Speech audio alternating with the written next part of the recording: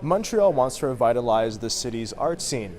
Mayor Soraya Martinez Ferrada, along with the provincial and federal government, have launched an action plan to help fund and support the city's cultural sector. Then when we're all committed to have a plan and priorities, we can make investments that have an impact.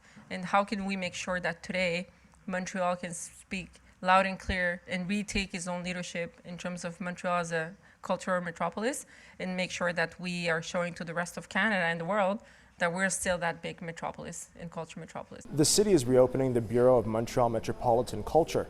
It will be in charge of distributing arts and culture funding and will help Montreal compete with other cities who have dedicated money into the arts. When you look at what Toronto had in the past few years, big events, 78 in 2024, I think in Toronto, we had 2 in Montreal.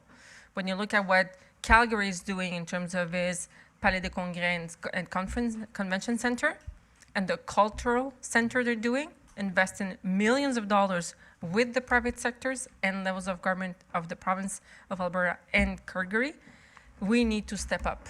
The Bureau will invest in Montreal's Art Council, which helps support and fund artists. Libraries and community festivals will also receive investment.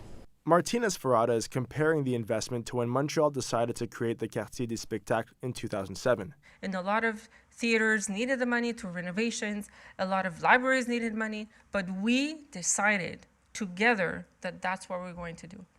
And today, nobody will question the legacy of Le Quartier des Spectacles for Montreal.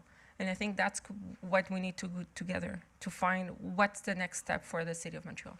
Now, it's a bit unclear how the money will be distributed or how the Bureau will be structured, but Martinez Ferrada says it'll be a collaborative approach between all 3 levels of government to make sure Montreal becomes a more artist-friendly city.